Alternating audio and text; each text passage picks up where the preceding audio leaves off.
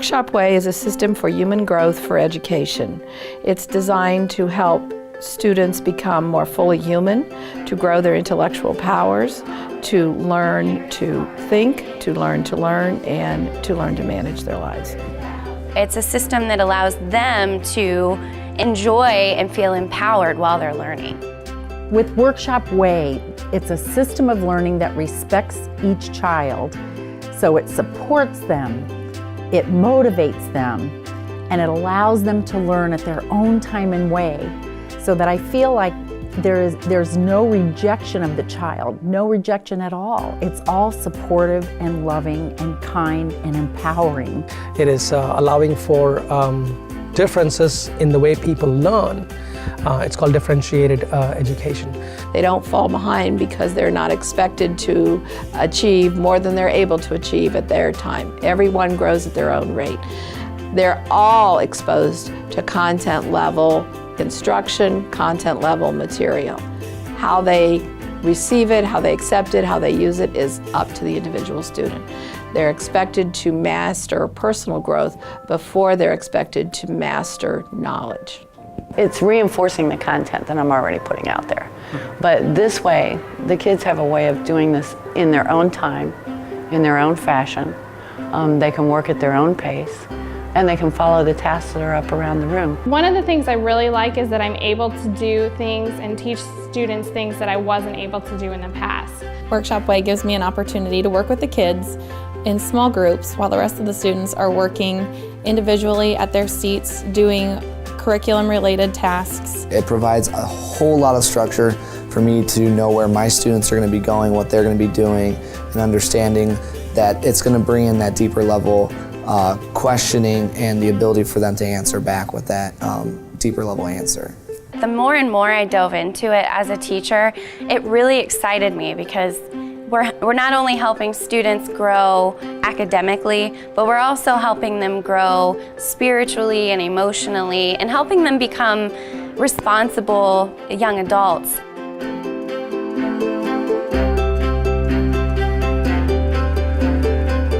Immaculate Conception School is a parish school. It's a Catholic school in Dayton, Ohio, but it's got just a beautiful sense of community among teachers, among students. There is just such camaraderie between everybody, and the relationship between the school and the church, that's one of the things that keeps me very focused on it and very just loving it because there's such a relationship there. I'm so proud of our school, great teachers. Several of our teachers have been here for quite a while, and just so good at building kids up and strengthening them. Immaculate Conception serves students in pre-K through 8th grade. We have kids who are Catholic, kids who are not Catholic, kids who are born in this country, kids who are born in other countries, and what a privilege for kids to be in such a mixture. Immaculate Conception just celebrated the 70th anniversary of its school. We have a great tradition. We consider this to be a great ministry. Recently, we have adopted a new methodology for education called Workshop Way.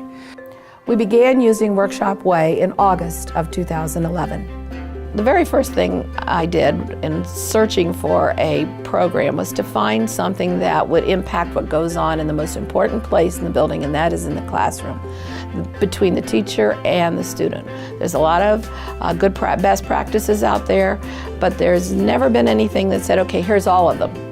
Here's all of them put together, and here's how you implement it. There was a lot to learn, and there was a lot of time invested in getting the tasks and so forth ready, and trying to prep yourself so that you were ready for the students. But then once it's in place, it's like everything's done for you. I mean, you just move on through. Workshop Way was created by Sister Grace Pilon, a sister of the Blessed Sacrament. She was dissatisfied with the way she was instructing her students. She did not like the traditional methods of giving an assignment, giving a lecture, grading the assignment. She felt that the students were capable of so much more. So over time, she developed this system, which she taught herself for many years, especially at Xavier University in New Orleans, but also throughout the country. This system was adopted by public schools, charter schools, and parochial schools. It's a system for all ages, so this is quite often used by the proponents in the university as well. We're the first school to actually implement it K through 8 all at one time. And that was important for us because we wanted the students to see that consistency, that everything is consistent in kindergarten through first grade all the way up through 8th grade. I think that it creates in the students a need to always be productive and to move through the day with precision and with focus. And when you start at a very young age with that, it's something that just becomes a part of their everyday school experience. So starting with kindergarten with Workshop Way, they get into that habit of coming in and having an agenda and being able to intrinsically move through the day without the teacher being that guide. This is what comes next. This is what comes next. Workshop Way creates a social environment, a physical environment, and an intellectual environment. The social environment is the ability to have a conversation, to ask friends for help, to take a risk. The physical environment is the Workshop Way schedule of tasks that is in every classroom. The students move through that at their own pace. Every day the tasks change. They have the satisfaction of knowing that they've completed a task at their own pace. And then the intellectual safety is the freedom from competition. For intellectual safety is important for students to take those risks to learn, to say something even if it might be wrong and with nobody ridiculing them or saying that they're wrong. There are built-in elements to the program that help the teacher learn how to respond to that child and still say the correct answer so that the other children hear the correct answer. So it's always a positive learning environment. It prepares students to learn, to think, and to manage their own lives because the elements of Workshop Way give them the freedom to do that. The Workshop Way classroom creates an environment where students have freedom from fear, freedom of movement with a purpose, freedom of position and location for work, freedom of conversation while working, freedom of choice frequently throughout the day. In Workshop Way, the children have many freedoms. They have the freedom to go find their place where they can work best to learn. They have the freedom to ask a friend for help or ask the teacher for help. They have the freedom to choose their own tasks at many times during the day so that their learning is guided by their desires and needs. All of that prepares them for real life, but it also prepares them and makes them ready to learn. One of the risks is that they are allowed to make mistakes while learning, which is one that we often say in here when we're playing or singing and someone plays a wrong note. That's okay, you're allowed to mess up, you're allowed to make a mistake because we're learning, and so that's one of the risks that we always do in here. The Workshop Way philosophy signs are signs that are hung in every single classroom and the teachers reference on a daily basis. The philosophies are, it is intelligent to ask for help. We are free to make mistakes while learning. Everyone has a right to time to think. It takes courage to be willing to risk. We don't have to know everything today. And we respect the rights of others. So the students are constantly being reaffirmed and reminded that it's okay that they don't know the answer or don't know a process yet, and that everybody's making mistakes, and in fact it's important to make mistakes on the way to learning. And it just really, I think, it helps kids take risks. In fact, I get a lot of students when I ask a question where they'll raise their hand but they want to announce, okay, I'm taking a risk, and it just makes them more comfortable to be able to say that, I think, having heard those signs so many times before they give an answer if they're not sure. In kindergarten, one of the main philosophies that we like to talk about is it's almost like the cushioning language. It says, do we have to learn all of this today? And the children say, oh no, we're not going to college tomorrow. And it gives them the freedom to make mistakes while they learn. Oh, I really like that it is intelligent to ask for help, because so many students think that when they have to ask for help or ask questions, that it's a sign, that they're stupid or that they don't get it. So hearing this sign every single day and seeing it posted, I think it helps kids feel more comfortable about asking for help when they need it. Creating a social environment is important. We're social beings. None of us work totally in isolation. We work in the workplace with other people. We work in teams. We need each other, and creating an appropriate social environment where the students feel comfortable to go ask for help to another student or to the teacher when it's appropriate is very, very important. And also to know how to do it appropriately. We don't run around the classroom screaming and hollering, for example, that we have a procedure for going to the next person to ask for help, to go to get our materials. That's all important learning for anybody. One element of Workshop Way is the 5-step lesson plan. Well, the 5-step lesson plan includes review, communication, something old and something new, a new bit of knowledge, and then a chance to take a risk. Communication with a smile is used in our phonics program in the morning. I present the students with a question. Who lives in the White House? They repeat that question. Who lives in the White House? I present them with the answer to the question. They repeat that answer. And then they, like telephone, when we were children, you say something to the next person and it has to be repeated in the correct manner. Who lives in the White House? The President of the United States lives in the White House. Who lives in the White House? The President of the United States is in the White House. Who lives in the White House? It's getting the kids to hold a sequence of words in their memory, at least for the short term. And that's really important, especially as they go in the older grades, to be able to take notes that they can hold like a whole phrase or sentence in their mind and be able to write it down or things like that. And then the other thing that it does, it develops that eye contact, because a lot of kids, whether it's eye contact with an adult or eye contact with peers, have a hard time making eye contact when they're speaking, so it develops that also. So it's really honing in on listening skills with the students and them being able to give back exactly what you ask them to give. We start off the class with our Power Packs, which the students see content-related words, so language arts words. Power Pack includes parts of lessons of that day and of previous days, so old knowledge and new knowledge, set at a rapid, powerful pace so that the children are learning and reviewing phonics sounds, math items, music items, things that are in their everyday work in school, but in a rapid, powerful pace for memory. One student puts it on the Elmo and says what the power card is, and then the other students repeat the word 3 times, or the term 3 times. Volume of a cube. Volume of a cube. Volume of a cube. Volume of a cube. They can be used to introduce new vocabulary and new phrases as far as the content is concerned, and they can also be used to reinforce it. We start off our phonics program where we do power cards, where they have the different sounds. So we go through all the sounds before each phonics lesson, so there's a review.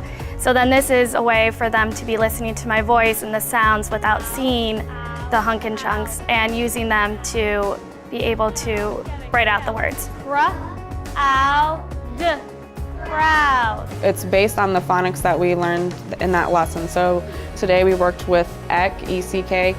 So we learned what the sound makes, what the 3 letters are, and then we pick words and they sound them out. And that's to help them really think about the phonetic spelling. I'm a math teacher, and so when I do the power cards, most of the cards that the kids are seeing are symbolic representations of math terms. So what's really great about that is they are developing this rich association between the pictures or symbols in math and the actual term or an academic vocabulary for mathematical terms. This gives everybody a chance in the room, because the first time someone may not know how to pronounce it or even read it, and by the second or third time, then they're kind of in the swing too.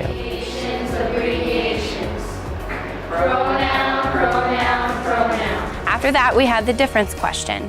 The difference question really makes the students think about the material in a different light. The difference questions allow the children to compare 2 things that are not usually related and find something unique and different about them. So instead of just defining what, let's say, poetry is, they have to compare it, because comparing makes them think more critically, and so this gets them thinking on a deeper level as well.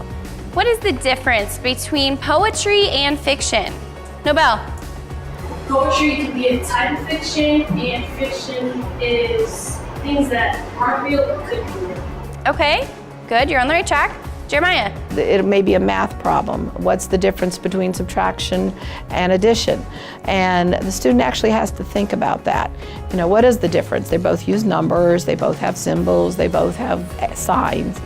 So what is the difference? So the student has to answer in a sentence what the difference is. In kindergarten, they answer orally. And it's so interesting to watch the kids explain to the teacher, maybe totally outside of the box, what it is, and the teacher just nods and asks somebody else if they want to respond.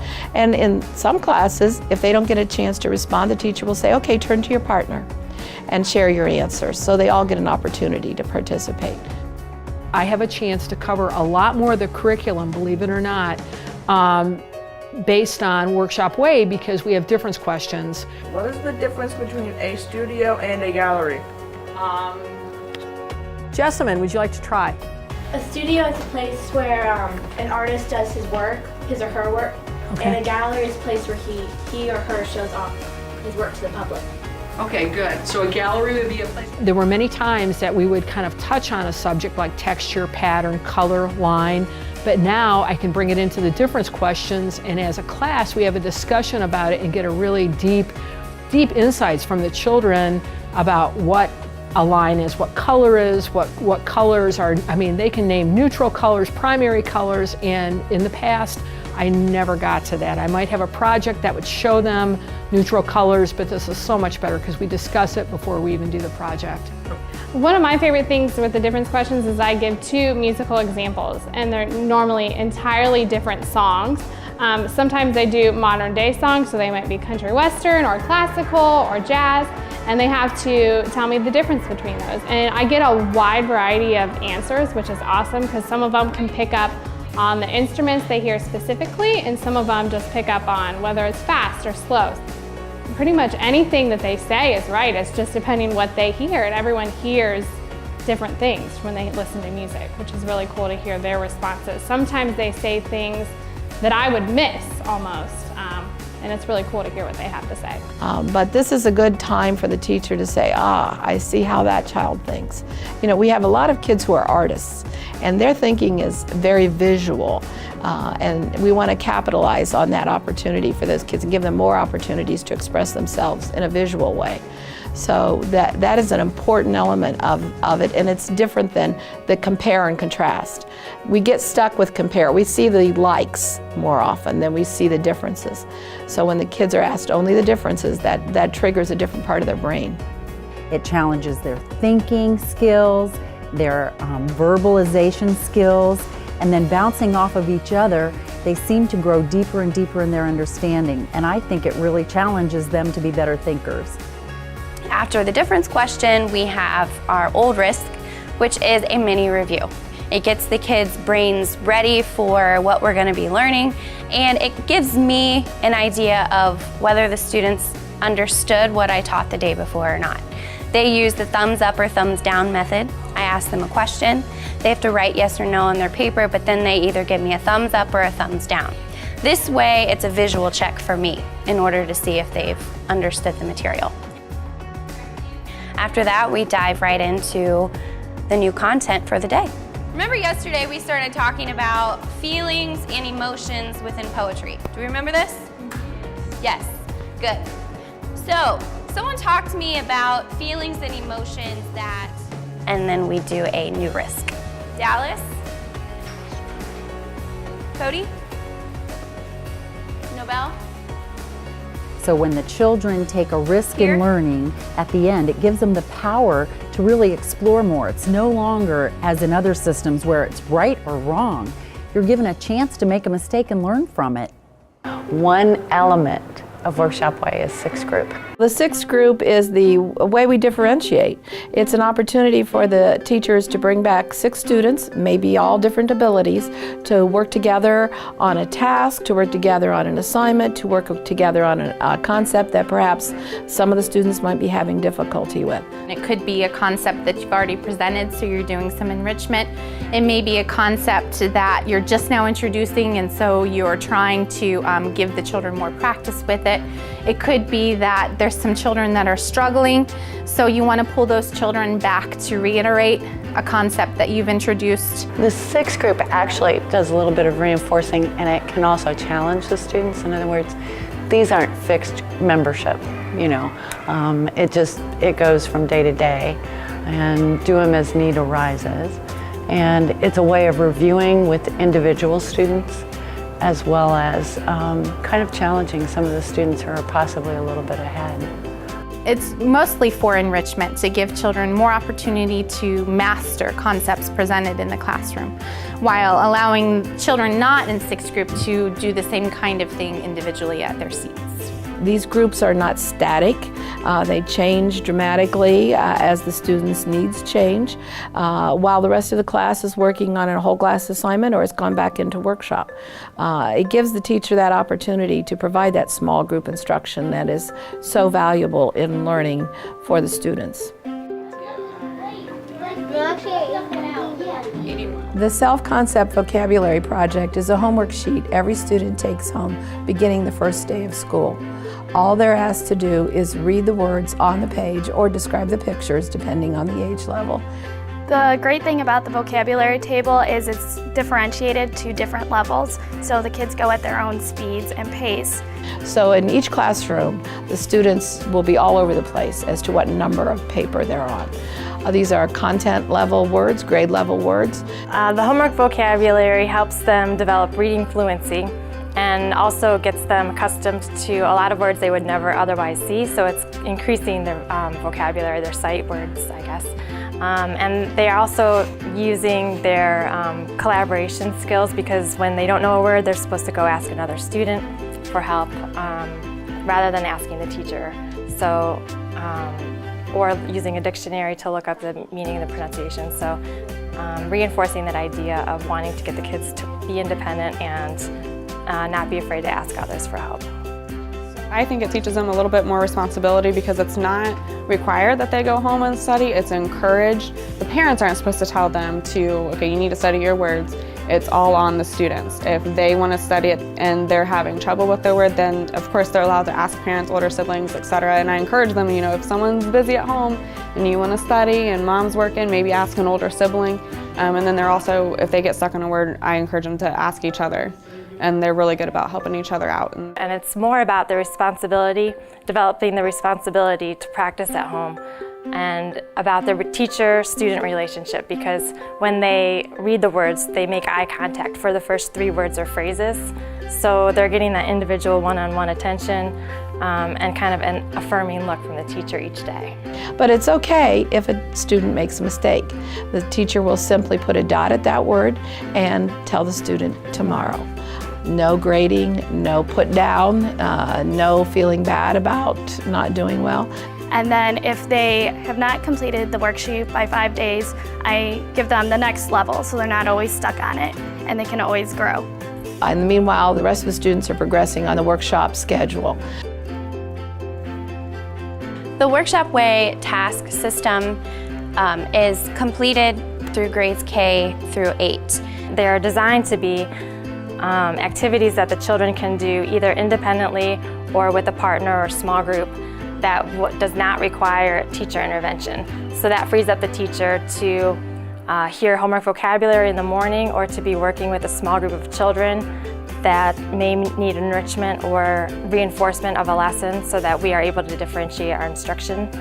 I get to make personal eye contact and enjoy their presence one-on-one, which doesn't happen too often in a kindergarten setting with so many children. So I start the day full of appreciation of them. And during that time that I'm working with individual children, the other children are in our workshop doing tasks that are wonderfully designed to allow them to progress at their own pace in things that are important for kindergarten readiness for learning skills to empower them to be ready for first grade. But as the students get older, they get material that's more directed towards the curriculum and what they should be learning in the grade that they're in. It helps them manage their life. They're responsible for keeping track of what tasks they're on. They just move through the tasks at their own pace. So some of them might get through 3 tasks in the morning, some might get through all 22 of them. If they get through some of them in the morning and then we move on, they keep that task at their desk if it's not finished, and then throughout the day, once they're finished with an assignment, they're allowed to go back to that task, so they have workshop throughout the entire day. The students get satisfaction from completing the task, from working at their own speed, from moving around the classroom for that first 30 minutes in particular. They seem to be very, very pleased with themselves when they accomplish a task, with no pressure to go. In some of the classrooms, they have 18, 20, 25 tasks. There's no pressure to get to the end, but because they know the next day they start over. But the ideal thing is they can go as far and as deep as they want to. The gifted child is not suppressed, but the child who needs a little extra help is scaffolded and supported. So this program meets both extremes, the very gifted and the child that needs a little bit more help, as well as most of the children who are in the middle. This program services everyone in a wonderful way. The second day of school last year with 220 students in the cafeteria, hot, tired, ready to go home, I thought, I'm going to ring the bell. The bell is the teacher management system. When the class gets a little noisy, the teacher rings the bell, the students stand up, face the clock for 60 seconds to regain their power, sit back down and get to work. So I thought, well, I will try this. I doubt seriously if my 8th grade is going to do or respond to this. Now, like I said, it's a cafeteria full of 220 kids all chatty. I rang the bell, just like that, very softly. They all stood up. They all faced clocks, none of which have second hands, judging themselves when 60 seconds was over, sat back down and had their power so we could finish with dismissal. I was flabbergasted. When the students hear one bell, they stop what they're doing, they turn to the clock nearest them, and they stand silently until they can regain their self-control and their power. When the students hear 2 bells, they know that it is time to stop what they're doing, clean up what they're working on, clear their desks, and wait for instruction. They understand the expectation of the double bell, of the single bell. The single bell being everyone needs to be quiet, they need to stand for a minute, pay attention, and then the double bell is, hey, clean off your desk, we're going to the next task. And I think that provides a really good structure for me because, you know, they don't know who I am, they've known my cooperating teacher, and so it allows me to build that rapport with them. It's a way of letting the kids know what you want to do without having to use your voice. Silence in the room, they know immediately what it means when they hear 2 bells. Clean everything off, clear off your desk, and get ready. This is a thing. The kids can't get mad at a thing. They can get irritated and struggle with the teacher, and they're not going to struggle with the bell.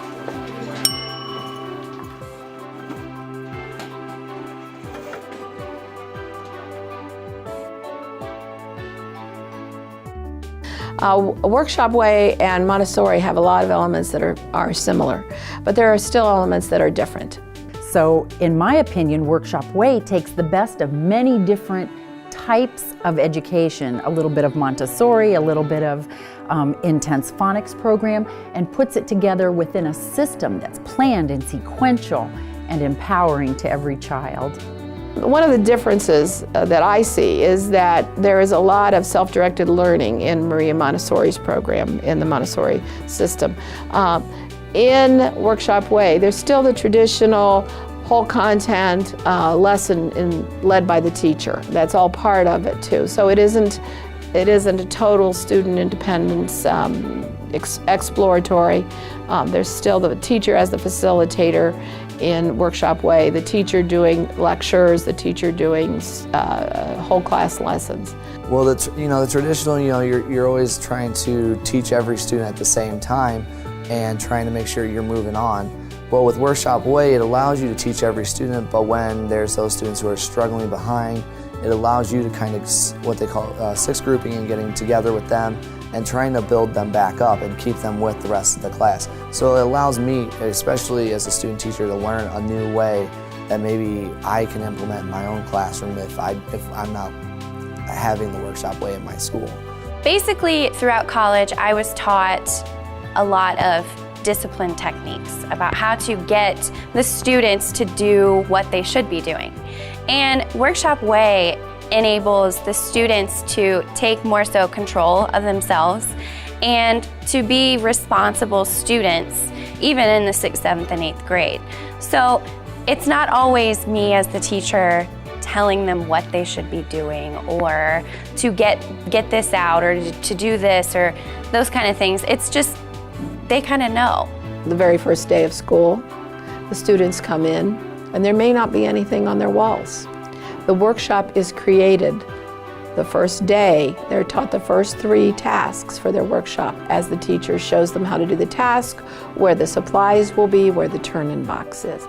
The second day of school, they come in, they already know there's workshop tasks on the board, and they start. They're taught 3 more tasks. So the first 10 days of school, their classroom environment is created.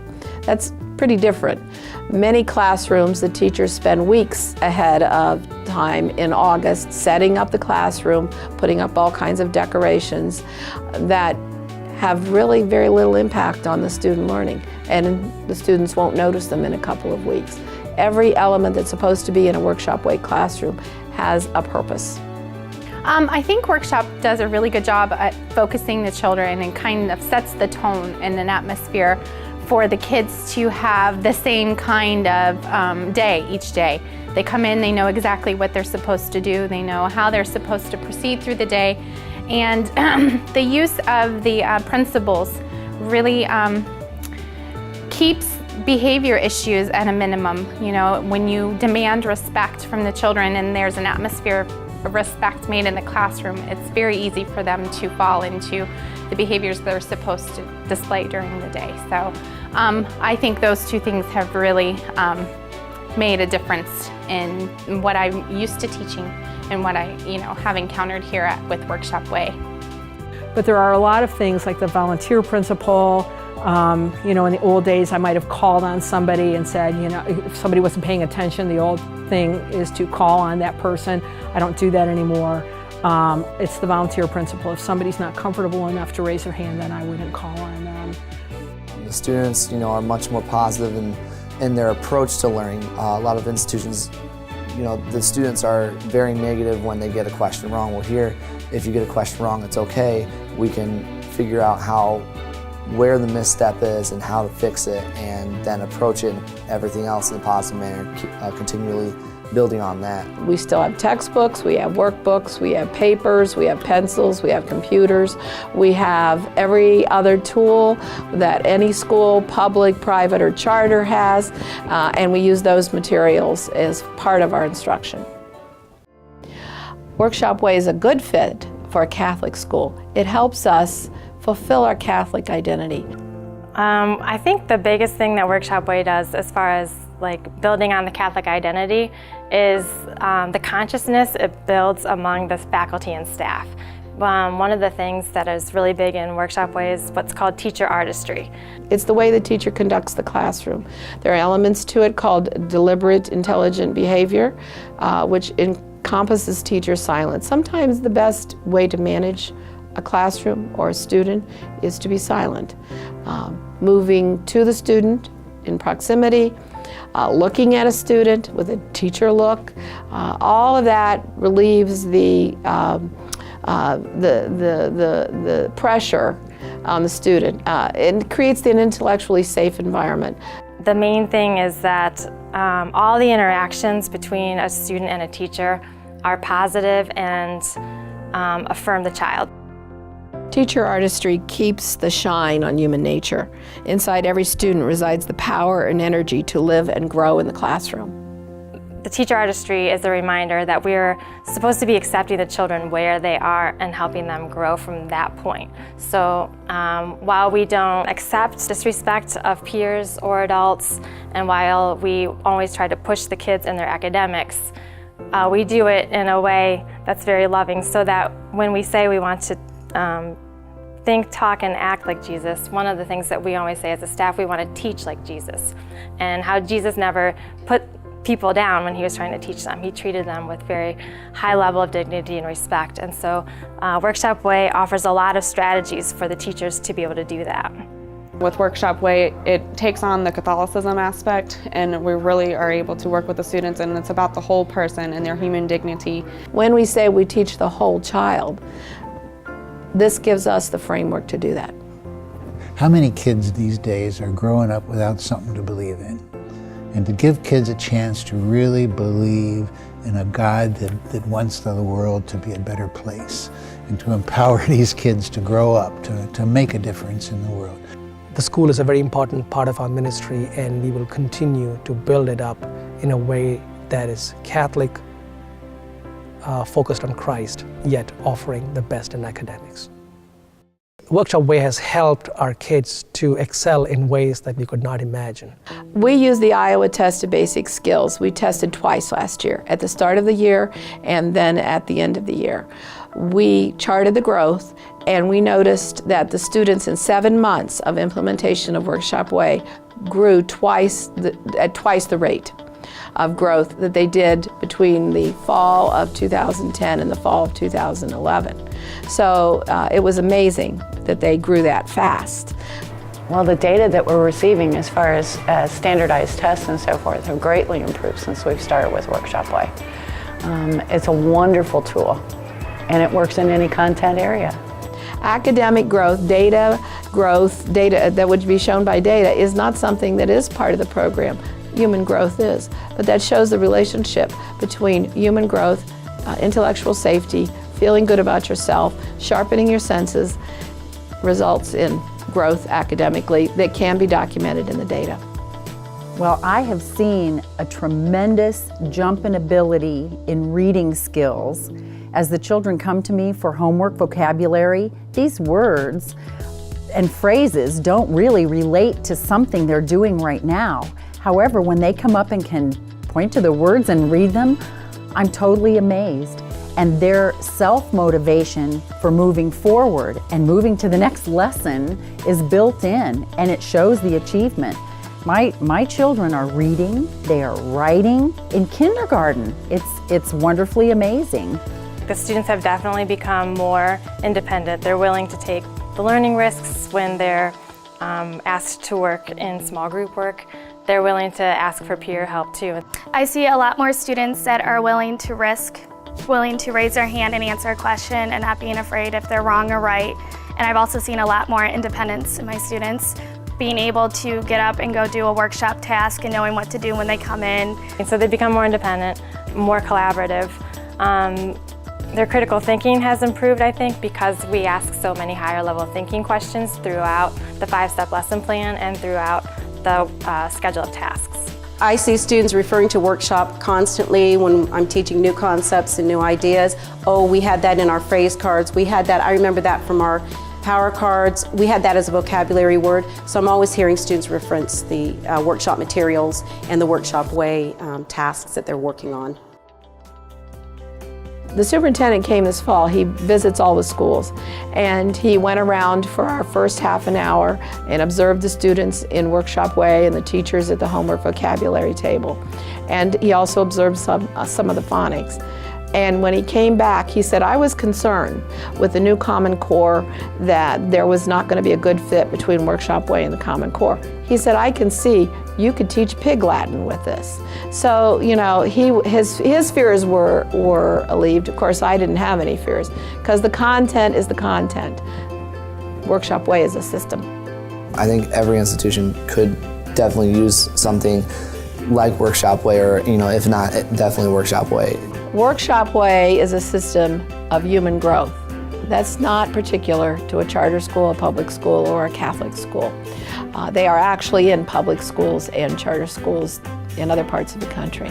This system of education would allow every child to be successful in a school. And because it can fit into many other programs, it can be the substructure and underlying system for every school. I think that if all schools adopted a workshop way method where the students came in and had a focus for their day, it definitely sets the tone for the day. And having those 6 principles be the atmosphere you create in your classroom makes a learning environment more easier for the teacher and the students. It teaches them how to manage themselves, how to manage their time, how to manage what they have to accomplish. It's a great way of doing that. The kids may start out a little on an uneven pace or a little challenged by it, but eventually everyone is pretty much on track and they're starting to go through it, and it gives them a sense of success when they're able to accomplish things on their own. Children especially that are intrinsically motivated, this hones in on that it brings that out in students that want to always produce and do good work and do their best. If a school decides to adopt Workshop Way, the Workshop Way consultants come to the school, work with the teachers, coach the teachers, spend 1 week in the summer, and then come at the beginning of the school year to help the school set up the program and visit periodically throughout the year. It's a really effective coaching model. In the end, it's all about the students and making sure they get the skills to succeed in life and getting the most out of education. Workshop Way does that. If anyone wants more information about Workshop Way, they should contact Workshop Way through their website, workshopway.org.